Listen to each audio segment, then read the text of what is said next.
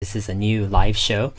I'm experimenting with trying these live shows, and I'm trying to give you guys a glimpse of kind of how I think through some of the news to help you kind of look at things from different angles. And so that's kind of the whole point of this channel, is to help people take a deeper kind of quantitative and qualitative look at things, to not just accept kind of like the shallow interpretation, but actually to go a couple steps deeper and to look at the core and the essence of things. And I think that's going to help us not just with investing, but with all areas of our life.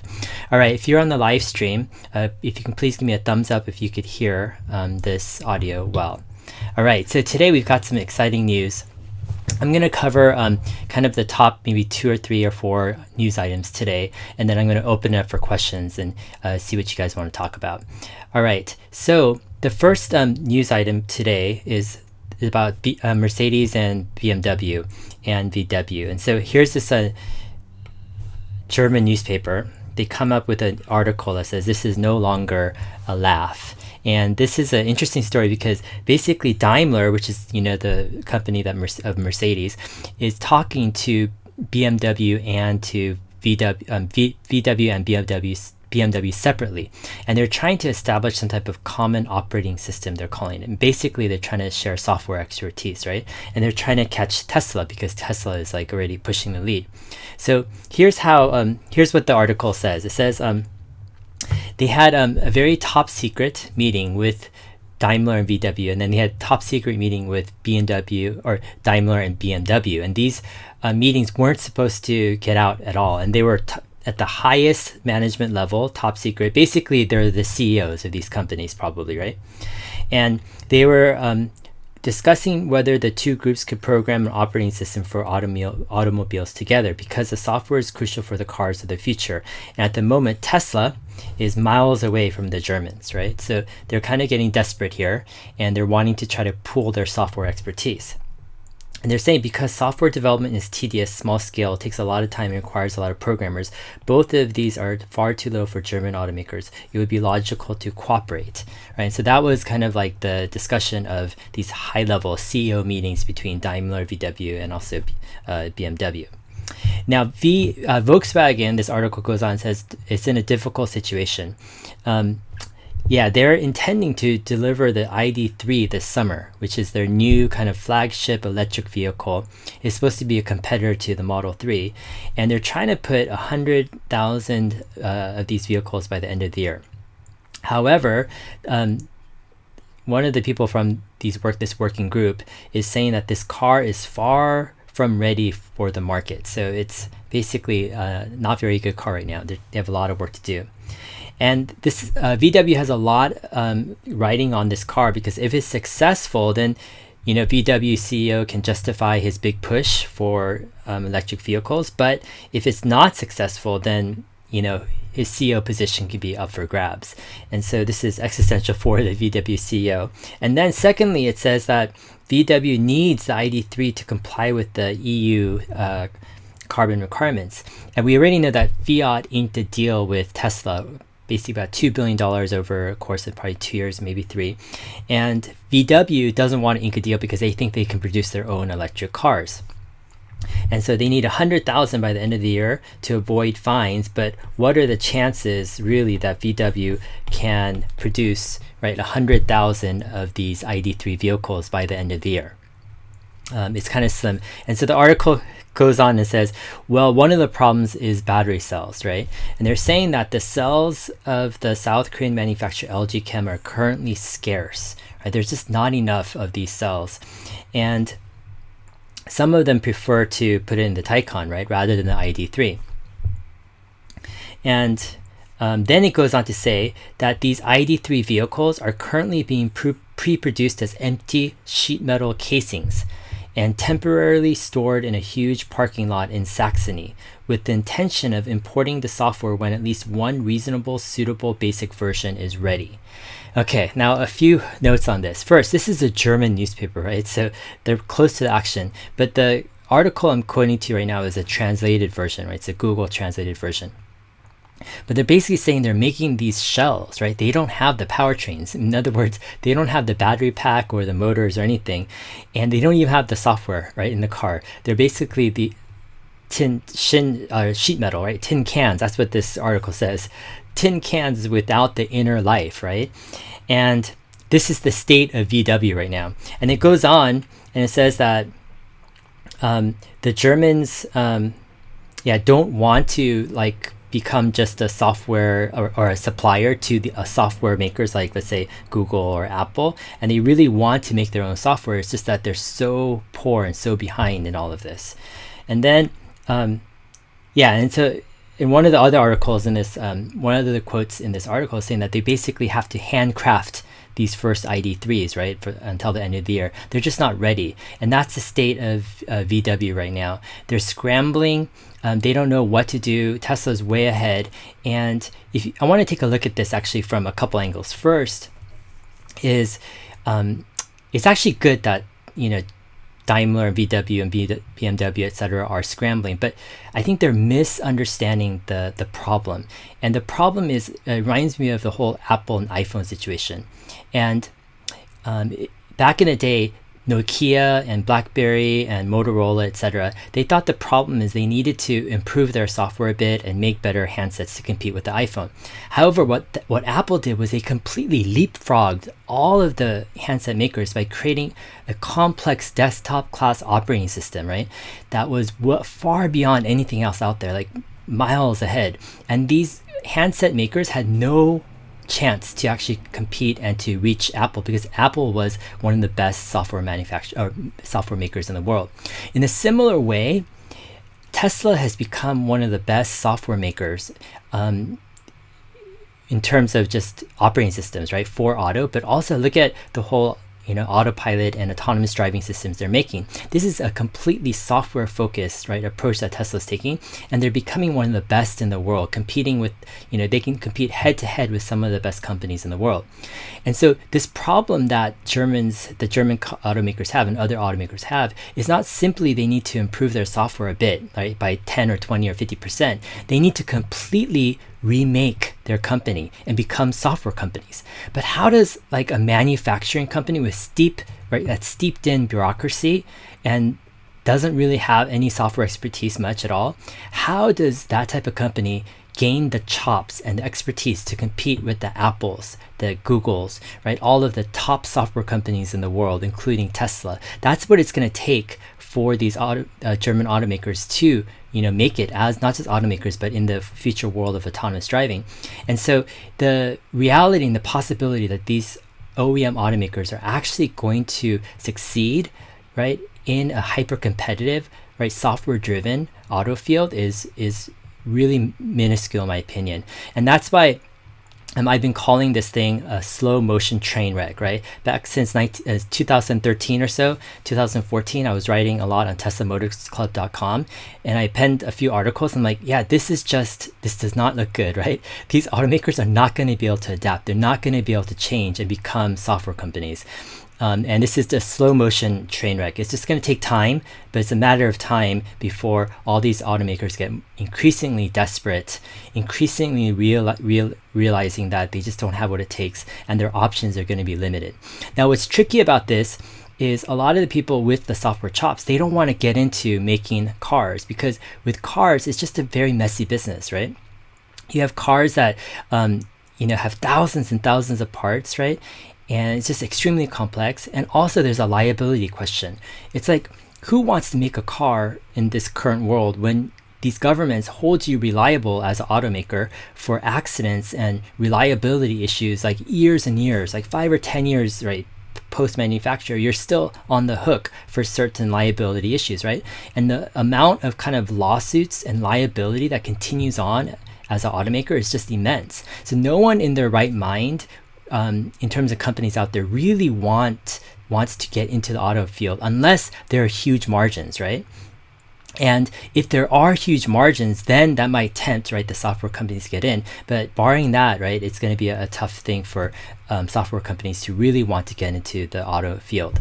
All right, so that's the first news today. The second news today was that Tesla inked a deal with Hanwha, which is a South Korean company, for battery formation equipment in the US. All right, what does this mean? So battery formation is the process of initial charging and discharging of battery cells, right? It's part of the final phase of the battery. And the process demands a high voltage and precise output current to ensure the battery cells will last for the indicated lifetime. And Hanwha is giving, right, this battery formation equipment to the Fremont factory, then to Nevada, Germany, and China. So this is quite interesting because it shows a few things. First, Tesla is getting into, I think, the battery cell production field, right? They're going to be making their own battery cells. We're just getting more and more confirmation of this. And second, it gives some hints that the battery cell production is actually going to happen in every gigafactory out there. So it's going to happen in Fremont, Nevada, Germany, and China. So we're going to have each gigafactory, I think, also make their own cells. That's my hypothesis. And we'll learn more about that at Battery Day, hopefully in May. Now, in addition to battery charging and discharging equipment, Hanwha also produces equipment needed for assembly of battery cells, such as notching, stacking, tab welding, and pouch forming machines. Now, this is also interesting because Tesla is in need of, right, a ton of battery cell production equipment, and Hanwha can be one of the companies that provide that type of equipment. All right, so the third item I want to talk about today is how to stay rational in a world of FUD and hype. And this was a tweet that someone tweeted at me yesterday, and it says, "Hey Dave, as part of the Tesla universe of investors, what is your thinking about making sure you're staying rational and not buying hype or buying FUD, which is just the other side of the coin?" All right, so I want to actually commend Origamic Cyber here for a great question. Yeah, I actually do think FUD and hype is very, very similar, right? And I think a lot of people, they think that, oh, if you're just on the right side, then it's all great. But in my opinion, it's more of an issue of loose thinking, right? And I've talked a lot about this in my channel. Is one of the enemies, I think, of investing in and becoming a great investor for that sake is to attack and to not, I guess, settle for loose thinking. And it's to have kind of accurate thinking and clear thinking on as many subjects as you can across a broad array of areas. Now, the problem with hype or FUD is people are letting their emotions get a big part of it. They're letting their emotional and wishful thinking, right, enter their decision-making process, and they're letting their biases, right, get into the situation.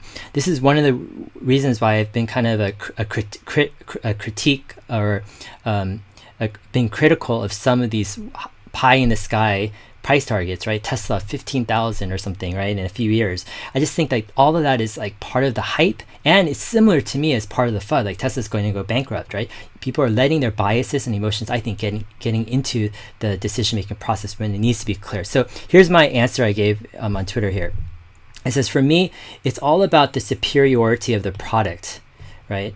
And the company's ability to defend that superiority over time.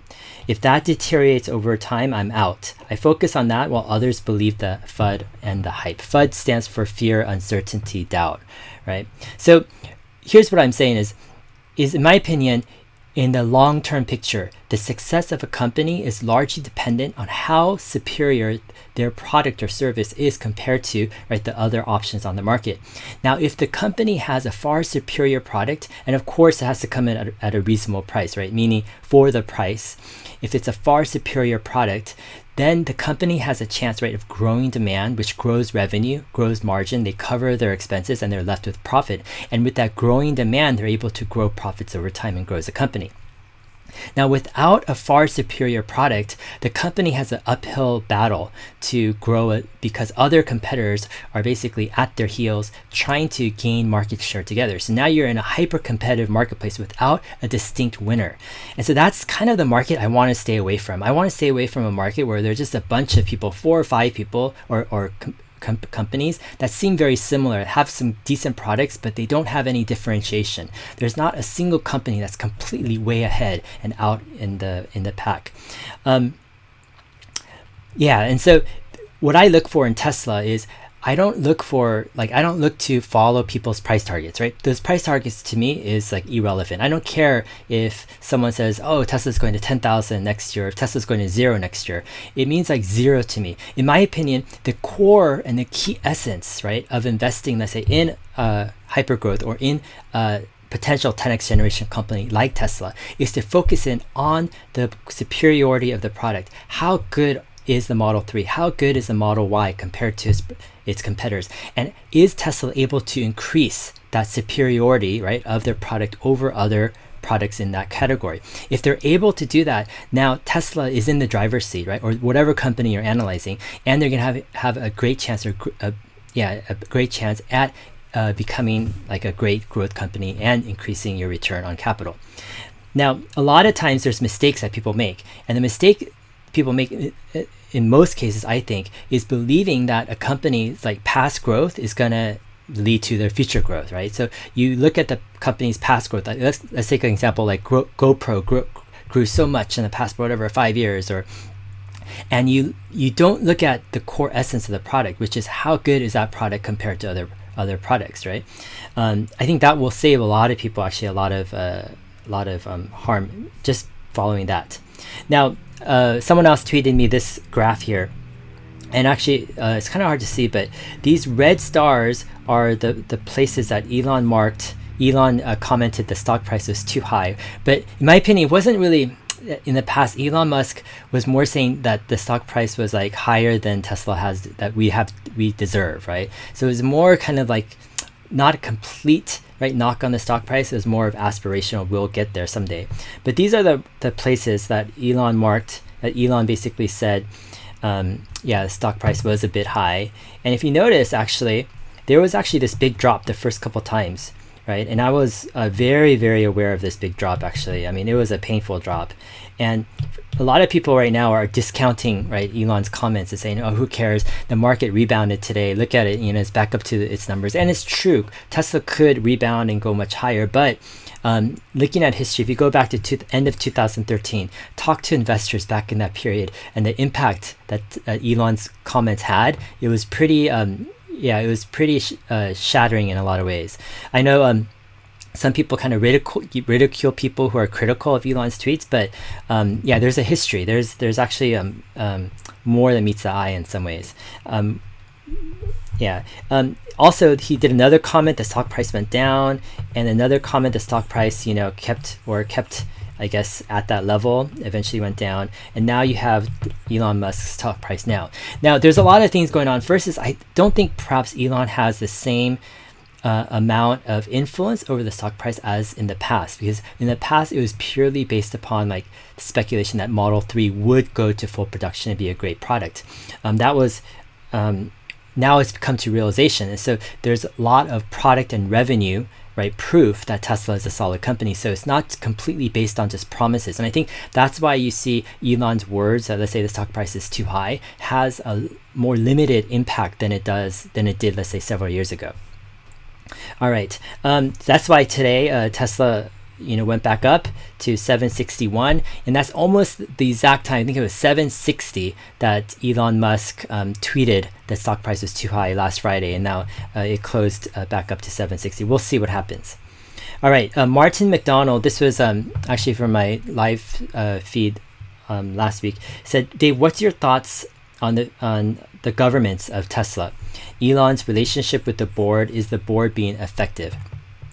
Now, I've got a few different thoughts on this. First is, overall, I think Tesla and Elon, they're in a unique situation, right? There's not a lot of companies that have a CEO as eccentric as Elon, but also as ambitious as Elon. And I think that's what distinguishes Elon Musk from many other CEOs, is his ambition is like an order of magnitude, or even two orders of magnitude higher than almost any other CEO out there, right? And the best example I can compare it to is like maybe like Steve Jobs, right? Steve Jobs was able to catch something big. Zuckerberg has a lot of ambition, I don't know what's his next thing. I mean, early on in Facebook, for him to go from there to where he's at right now, it took a lot of ambition. There's just certain CEOs that have like 100x ambition compared to other CEOs. And Elon Musk is one of those. And to be a board member for a CEO like that, it's got to be very difficult, because that CEO thinks completely outside of the box.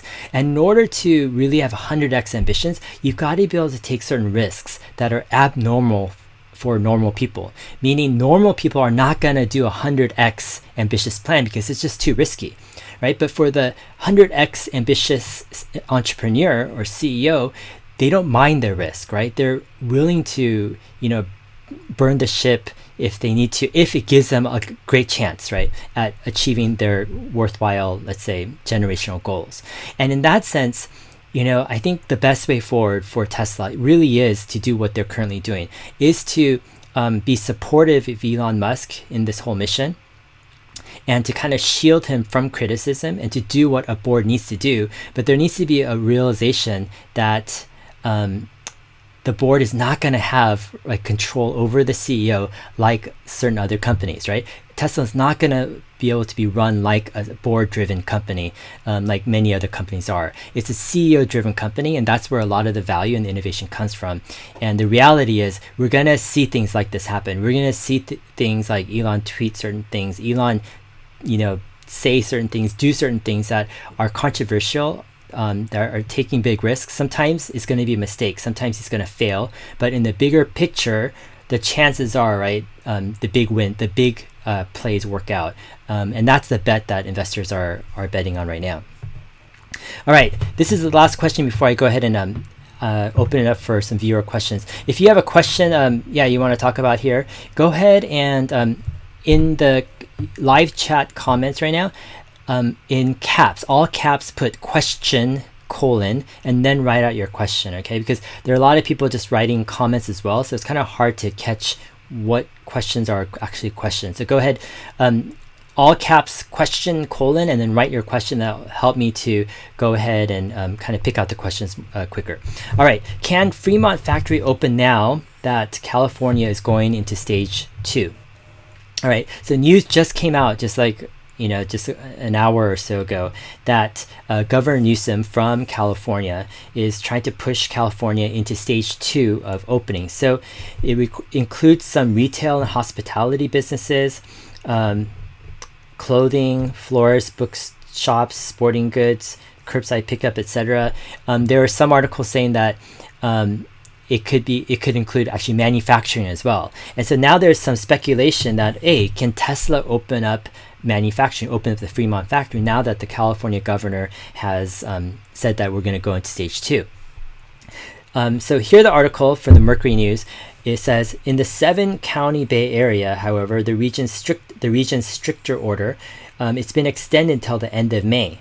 So, and the Governor Newsom basically said, they have stricter guidelines, and so we're not preempting those guidelines. We still will allow them to move forward. So, in short, the governor of California is allowing the local county orders to take precedent over the state orders. And that actually makes sense in some ways, because a lot of times the health issues that supposedly this pandemic goes under more county restrictions. And so Governor Newsom is saying we're just going to leave it like that. The Alameda County, which is where Fremont factory is located, they have one of the strictest orders out there with the Bay Area, and they're going to be allowed to continue the shelter in place. So as of now, the Fremont factory is not opening. So don't believe the hype. If people are hyping, saying, hey, Fremont factory is opening this week now because of the California order, right now, unless the Bay Area changes their shelter-in-place order, Fremont is not opening, and so that's just something to take into consideration. Now, one sliver of hope is there's a Bay Area public official saying that we are monitoring, and the order in the Bay Area could be revised before May 31st, 2020. In other words, there's a possibility the Bay Area can revise their shelter in order place and allow Tesla to open up the Fremont factory, right? And that is kind of the hope for Tesla. All right, so let's go ahead and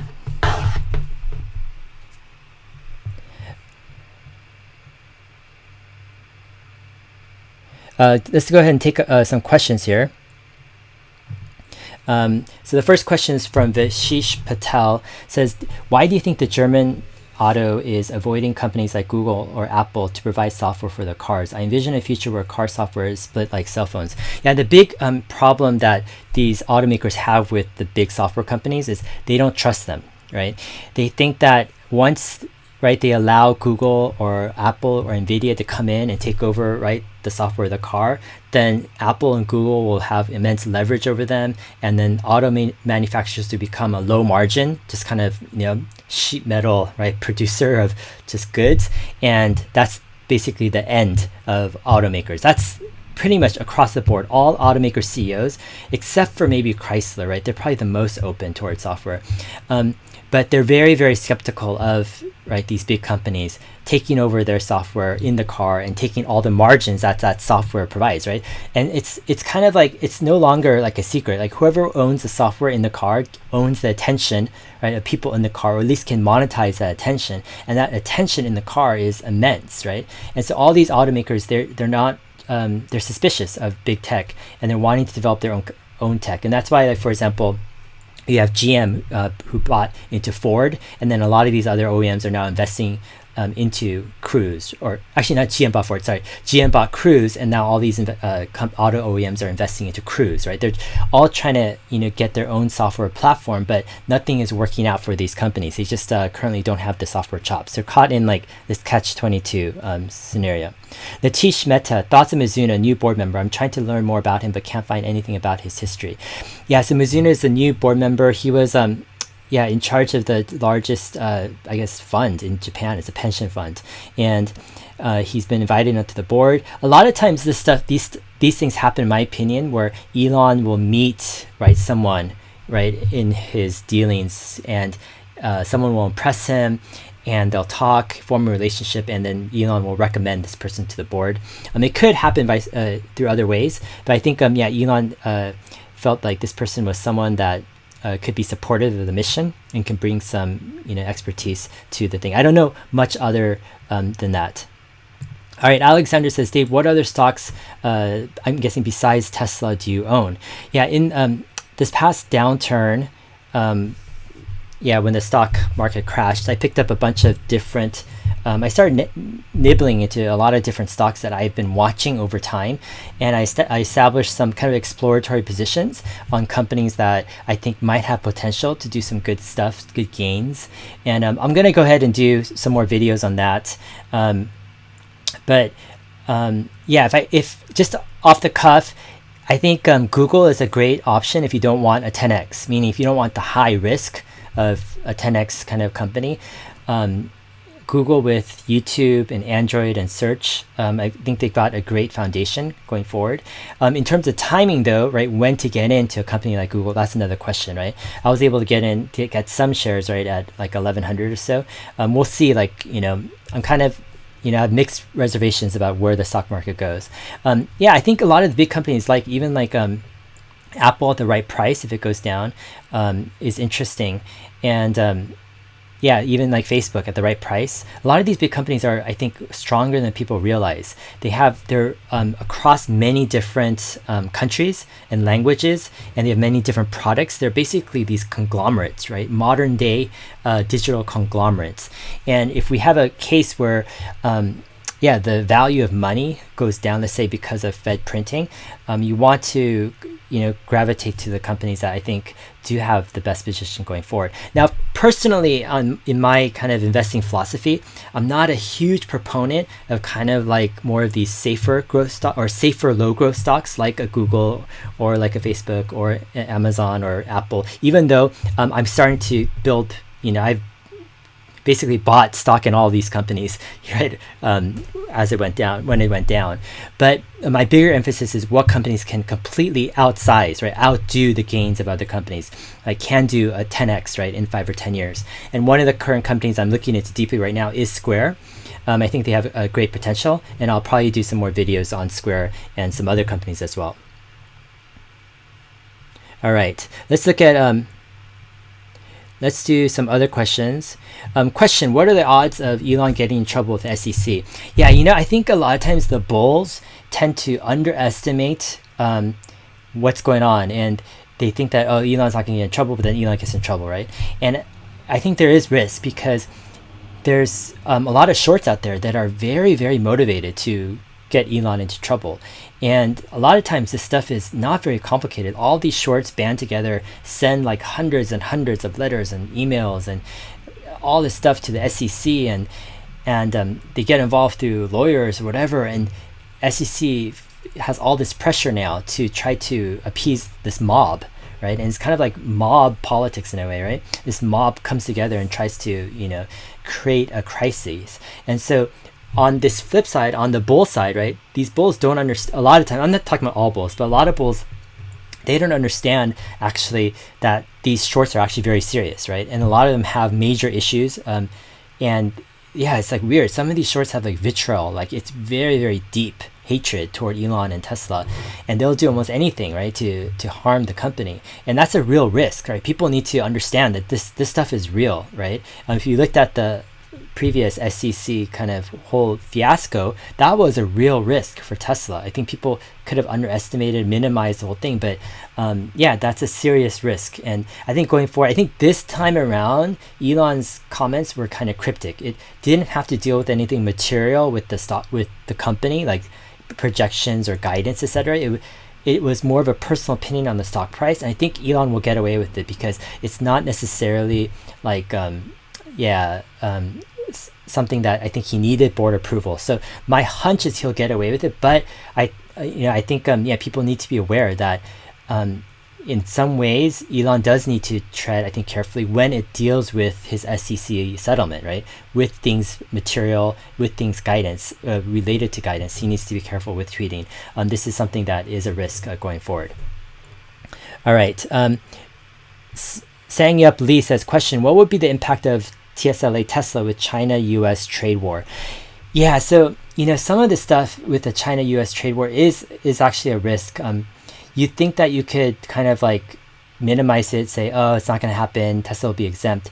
But the reality is that if you look at a longer kind of term, the America First kind of movement that's taking place, and it's not just America First, it's actually a lot of countries are taking this kind of more of an ultra-nationalistic kind of approach to politics. So I'm not just talking about America, it's a global phenomenon. And actually, a lot of times Eastern Europe and some other European countries were actually moving more toward this nationalistic agenda before the US actually, right? The US was actually more of a late bloomer in that respect. But with that said, we could be looking into more regionalism, right, with more of Asia, Europe, and maybe US and Europe, etc.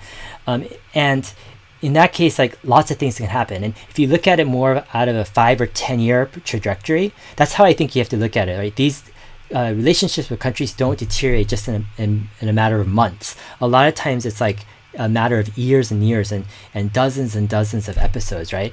And a lot of times when it finally erupts, right, people are like, oh my gosh, it erupted. But no, there's actually like a dozen years of major escalations, right? An example is with Iran. You kill one of their top generals, right? One of their key leaders in the company, and people are like, oh, right, it's all over, it's gone. We have no repercussions, no consequences to that action. But people don't understand this stuff with country on country level. It happens in slow motion, right? Over 5 or 10 years, over many episodes, the tensions escalate. And so anyways, with China-US trade war, I don't want to minimize that at all. I think Tesla, though, does have some advantages.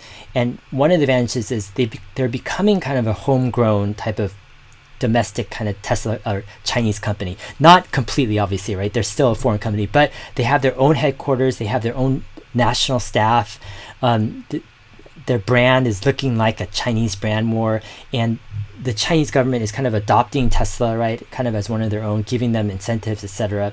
And so I think in the bigger picture, there's not a huge amount to be concerned about right now at this moment in terms of the US trade war. Just like with Apple, I think Apple, there's not a huge amount. But if things deteriorate over the next 5 or 10 years, that could be a concern, right? Tesla might need to make some tough decisions. But right now, there are many more companies I'd be more concerned about actually than Tesla regarding the US-China trade war.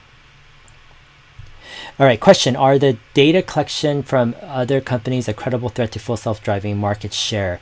Yeah, Data collection, I'm not sure which other companies you're talking about. I mean, we have maybe Waymo out there, a few other companies, but they're not really doing mass data collection like Tesla. Tesla's like the only one that's really doing it at scale right now. Others are basically just doing it at low scale. Everyone else is talking. I think, in my opinion, it's going to take some company to make a huge bet to say, hey, we're getting cameras installed on like all of our cars or something, right? And to really take a bold bet and to get data, right? And until then, Tesla's just going to extend their lead.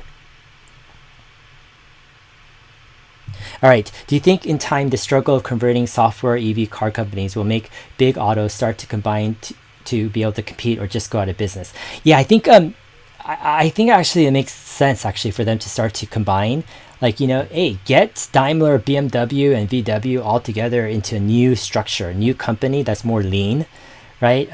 Or something, right? Or at least get them to start a new division, right? A new electric car autonomous driving division that at least has a chance, right? I don't know what's going to really be able to survive in their bureaucratic, like suffocating environment. All right, stocks for life. What are your thoughts about Robin investors buying?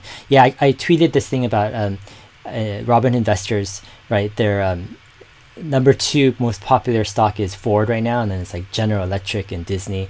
Some people are saying like Robinhood gives like a free 2 free stocks or something, is it right? And one of them to a lot of people is Ford.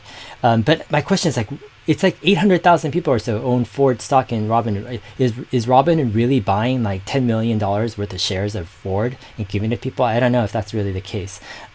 So I don't know. It seems like people, in Robinhood, they seem to follow, I don't know, there seem to be people who are looking for bargains, right? And I question that whole approach just because in the longer term picture, you're going to have the ones that have the superior product. Those are going to be the big winners because they're the ones who are able to drive demand and able to drive revenue, which drives profit.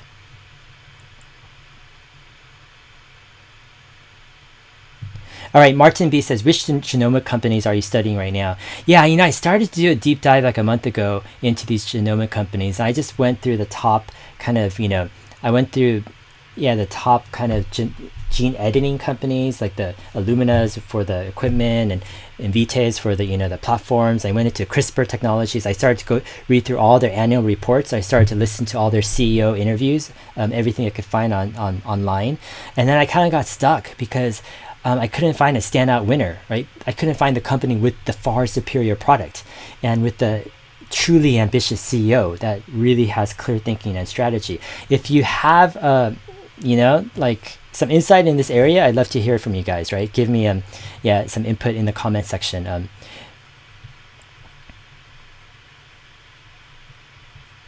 right, Socks for Life, do you own Square? Yes, I do own some Square. Actually, I own a bunch of, maybe like I own like 20 more stocks right now, just in the past month that I didn't know before.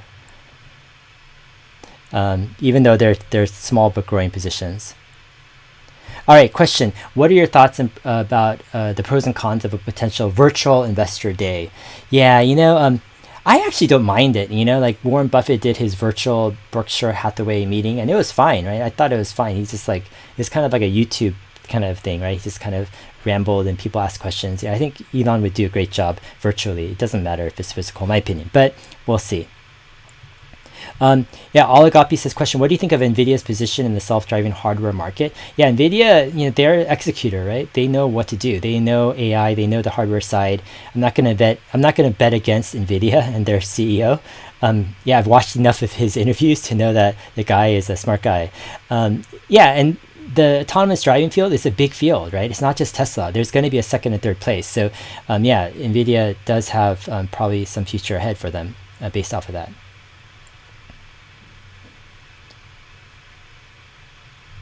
All right, Audrey says, Volkswagen, the automaker, is the most prepared for the future apart from Tesla. I don't know. I mean, some people say that just because VW has been, saying a lot of stuff and has been releasing a lot of like prototypes of, ambitious plans to manufacture EVs. But it's one thing to say it, but it's another thing to actually compete against Tesla, right? Release your EV and see how many EVs it sells against the Model 3 and Model Y, right? And then we'll start talking if VW really has the best chance. I I'm just not seeing it, man.